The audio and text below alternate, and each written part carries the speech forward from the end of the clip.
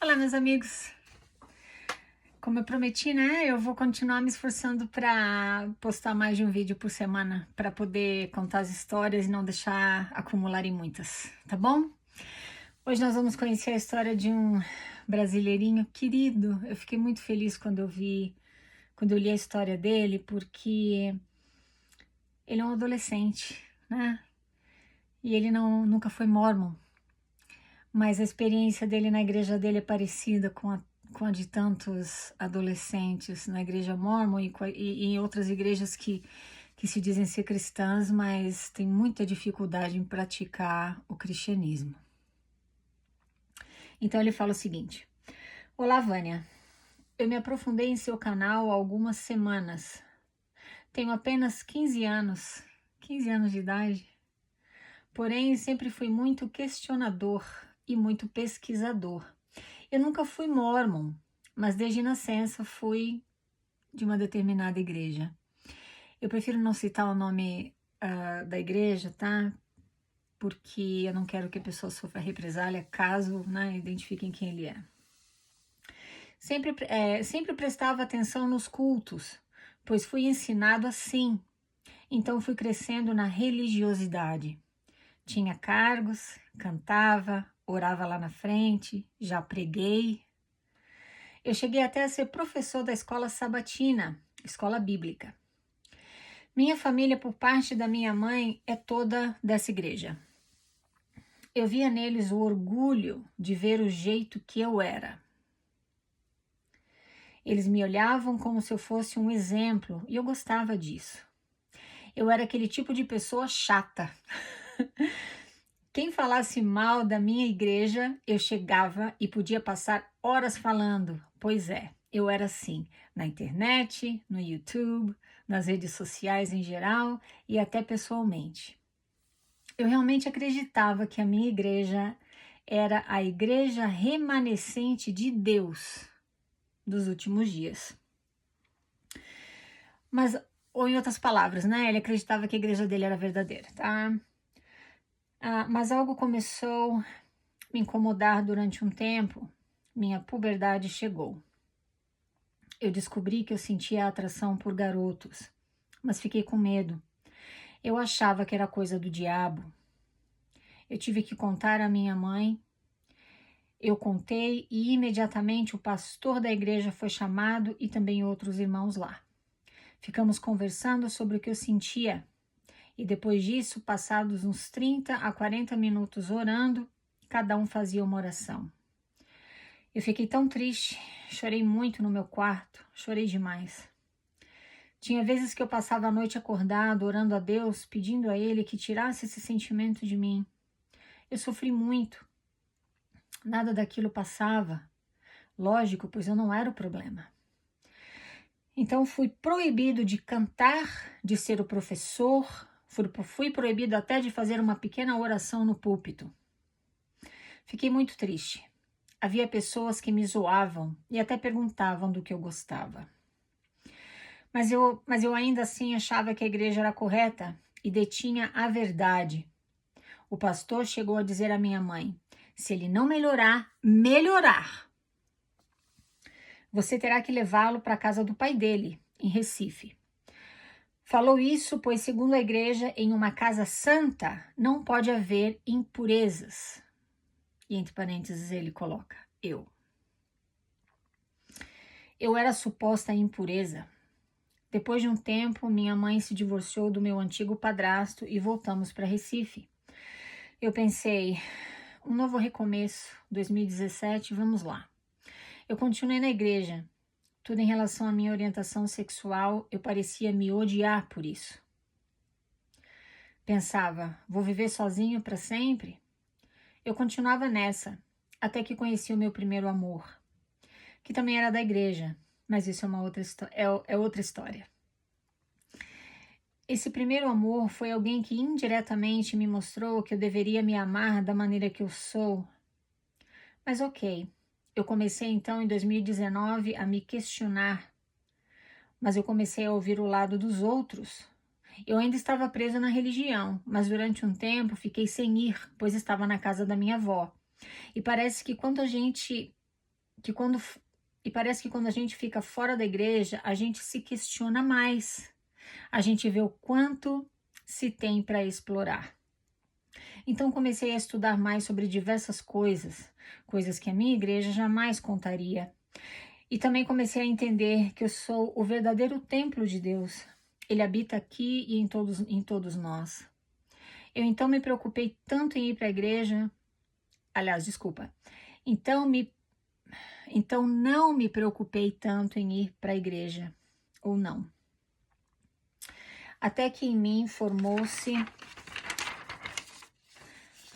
o amor, a empatia, e eu comecei a entender como amar alguém se eu não sei me amar. Pronto, eu me assumi para minha família. Foi um choque total. E disse que jamais iria querer voltar à igreja, pois lá não estava mais me fazendo bem. Quando eu me abri, quando me expressei, quando aprendi novas coisas e compartilhei esses conhecimentos, assim como você faz, todo mundo começou a me criticar. Teve pastor que ficava falando: você está no caminho das trevas. Muita gente me bloqueou, falaram mal de mim no grupo da igreja. Foi um choque. Minha família até hoje fala: volte para Deus. Ou, ele vai voltar, pois ele sabe a verdade. Quanto mais falam isso, mais eu percebo que eu estou no caminho certo. É aquela velha e boa frase de Albert Einstein que eu amo muito. A mente que se expande a uma nova ideia jamais retorna ao seu estado original. Então comecei a expandir a minha mente. Percebi que há muito mais a ser explorado e hoje eu sinto uma felicidade imensa, pois me sinto livre, me sinto feliz.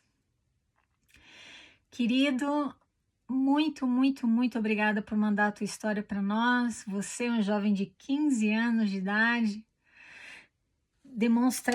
demonstrou uma coragem, uma integridade invejável por muitos adultos, que por conta da pressão, por conta dos dogmas religiosos, não conseguem assumir a própria orientação sexual e vivem uma vida de frustração, uma vida de solidão, uma vida de perfeccionismo, que rouba deles o direito que eles têm de serem felizes plenamente. E você enfrentou. E não foi fácil, eu tenho certeza que foi difícil, foi doloroso para você, talvez ainda seja. É claro que você não teve a empatia e a caridade do pastor da tua igreja. É claro que não, né? Ele te criticou, né? E outras pessoas também do grupo da igreja, como você disse aqui, ficavam falando mal de você. Eu tenho um problema muito grande com igrejas que se dizem cristãs, tá? Homossexualidade é uma coisa que adoram atacar, assim com uma facilidade, pum! Ah, mas não pode, não, é abominável à vista de Deus, porque lá na Bíblia, não sei o que lá. Seria tão bom se essas pessoas que falam da homossexualidade com tanto senso de retidão lembrassem disso na hora que eles quebram leis, na hora que eles gritam com os pais, porque honrar aos pais também é um mandamento. Na hora que eles flertam com alguém na rua, porque não cobiçarás é outro mandamento. Eu adoraria que eles tivessem essa mesma retidão quando se trata de acusar e julgar as pessoas, de fofocar, porque também fala, é um mandamento também não levantar falso testemunho contra o próximo. Eu adoraria que essas pessoas se lembrassem da Bíblia, dessa retidão que elas demonstram contra homossexuais na hora que elas decidem sonegar impostos. Porque ninguém tá vendo. Eu adoraria que essas pessoas, quando fossem dormir à noite com alguém do lado delas, pudessem se colocar na pele de um homossexual por 1 minuto só, ou 30 segundos, e tentar imaginar uma vida de solidão, tá? Em que você não pode, porque tá na Bíblia, porque mandamento não tá lá no mandamento não, nos 10 mandamentos, né? Mas tá na Bíblia. Ai, meu Deus, é tão abominável, né? Pois é. Eu adoraria que essas pessoas que sempre são heterossexuais, as que apontam o dedo, todas elas têm duas coisas em comum. Uma, elas adoram usar a Bíblia para julgar as pessoas. Segundo, elas são todas heterossexuais. Eu ainda tô para escutar a história de um homossexual, e se você é um deles, por gentileza, faça esse favor pra gente, porque eu adoraria conhecer a tua perspectiva. Você, como homossexual, religioso, seja mórmon ou de outra igreja que se diz cristã, se você é homossexual e você acredita que você não deve ter ninguém, que você tem que ser celibatário, que você tem que viver a tua vida sozinho,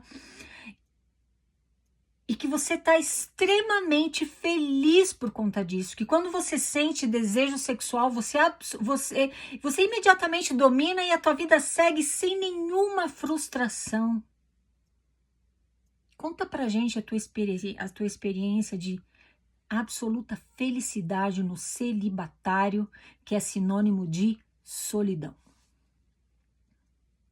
Porque vida a dois, eu já cansei de falar e vou continuar repetindo, vida a dois, se você é casado, você sabe muito bem que não é só sexo, tem muito mais do que isso. É alguém para te escutar, é alguém para te validar, é alguém para fazer uma sopa quando você tá doente, é alguém para cuidar de você, é alguém para te dar o ombro para você chorar, é alguém para te abraçar e falar, fica tranquilo, vai dar tudo certo. Isso é vida a dois, ou vida a duas, né? Eu sinto muita tristeza pelos cristãos que pregam caridade, mas na hora que tocou no tema homossexualidade, pum, a caridade pula pela janela e corre. Porque essas pessoas se sentem no direito de apontar o dedo. Esse pastor que falou para esse nosso querido como é que fala aqui? Ai, minha nossa, eu fiquei tão indignada com o que ele falou que eu nem... Sei lá, que ele tava, né, seguindo a Satanás, ou que, sei lá, alguma coisa assim. Nossa, ele deve ser tão perfeito, né? Ele deve fazer tudo certo. Ai, que coisa boa, né?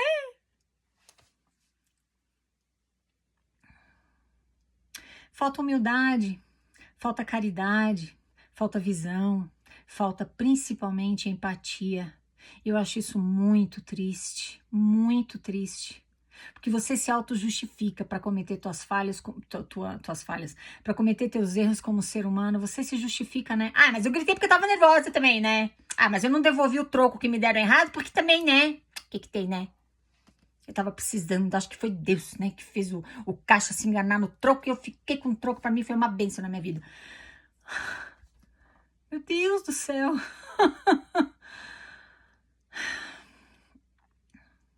Eu não sei em outras igrejas, mas na Igreja de Jesus Cristo dos Santos, nos últimos dias, os negros sofreram o preconceito e o separatismo até 1978. Eram tratados como cidadãos de segunda classe. Nem encostar na bandeja do sacramento eles podiam, quanto mais abençoar e distribuir. Homossexuais, então, nunca nem existiram, né? Ah, é lenda, é unicórnio, né? Pois é. Os negros, por conta de pressão social e interesses políticos, ganharam seu espaço na igreja mórmon. E agora é a vez dos homossexuais serem como é que fala? Serem atacados, né? E com certeza em outras igrejas, não é só na igreja mórmon, com certeza não. Mas, querido, eu fico muito feliz por você, viu? Por você ter tido a coragem de viver a tua vida do teu jeito, de desafiar tuas crenças, de viver uma vida autêntica, plena, feliz, viu? Obrigada por dividir a tua história. E você, querido ou querida, que está escutando esse vídeo, se você é homossexual e você é de qualquer igreja, não importa qual seja, não existe nada de errado com você, não deixa ninguém te convencer do contrário, e você tem todo o direito de ser feliz com alguém do teu lado, alguém porque você realmente sinta atração, viu? E não tem nada de errado com isso, não deixa ninguém te tirar esse direito, porque você vai acabar se arrependendo um dia. Presta atenção, viu? Faz como esse nosso querido, questiona, tenta te imaginar velhinho lá ou velhinha sozinho, completamente sozinho, sem ninguém para te cuidar. E veja se é assim que você quer viver a tua vida. Tá bom? Vamos seguir quebrando tabus juntos. E o teu preconceito heterossexual de plantão, cheio de autorretidão, o teu preconceito não é bem-vindo no meu canal. Comentários, como é que fala, homofóbicos são os únicos que eu faço questão de excluir. Fora aqueles que usam palavrões, que também eu não deixo baixar tanto o nível, eu excluo, porque eu não admito isso. Respeito você deve para a humanidade inteira, independente de quem sejam essas pessoas. Tá bom? Muito obrigada por me escutar, meus queridos. Falamos na próxima. Tchau, tchau.